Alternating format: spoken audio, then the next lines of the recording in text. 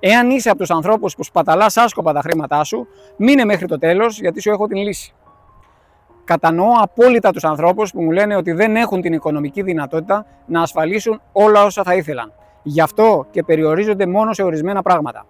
Στον μαραθώνιο της ζωής, σίγουρα δεν ξεκινήσαμε όλοι από την ίδια αφετηρία. Τα παιδιά κάποιων προνομιούχων οικογενειών με οικονομική άνεση φαίνεται συχνά να βρίσκονται ήδη κοντά στον τερματισμό. Οι υπόλοιποι όμως, οι περισσότεροι από εμάς, δίνουμε καθημερινά τον δικό μας αγώνα.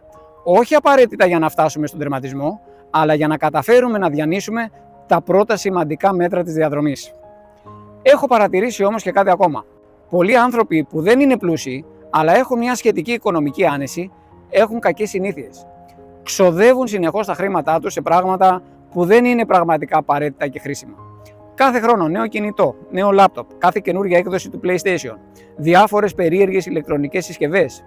Γνωρίζω ανθρώπους που έδιναν κάθε μήνα προκαταβολή μέχρι να έρθει ο επόμενος μισθός μόνο και μόνο για να αγοράσουν ρούχα και παπούτσια. Και αυτό όχι μόνο μια φορά, αλλά κάθε μήνα και για χρόνια. Και φυσικά δεν μιλάω καν για στοίχημα και τυχερά παιχνίδια που σιγά σιγά εξαφανίζουν το μισθό χωρίς καν να το καταλάβουν. Με τόσες σπατάλες είναι σχεδόν αδύνατο να αποταμιεύσει κανείς. Και το χειρότερο είναι ότι αρχίζει να δημιουργείται μια απογοήτευση βλέποντας το λογαριασμό σου να παραμένει συνεχώς άδειος. Το άγχος για το μέλλον μεγαλώνει και πολλές φορές η σκέψη περιστρέφεται γύρω από το πώς θα βγει ο επόμενος μήνας. Είμαι όμως στην ευχάριστη θέση να σου πω ότι μέσα από συναντήσεις με ανθρώπους που βρισκόταν σε τέτοιες καταστάσεις, καταφέραμε να βρούμε λύσεις. Δημιουργήσαμε έναν απλό μηχανισμό αποταμίευσης που τους βοήθησε να οργανώσουν καλύτερα τα οικονομικά τους.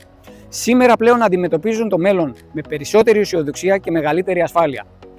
Υπάρχουν πολλοί άνθρωποι που χρειάζονται απλώς καθοδήγηση.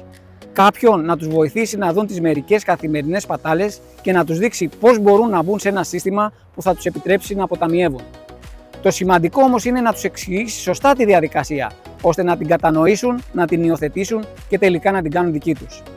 Να συνειδητοποιήσουν ότι χρειάζεται να κάνουν κάτι σήμερα για τη στιγμή που θα φτάσουν τότε στην ηλικία της συνταξιοδότησης.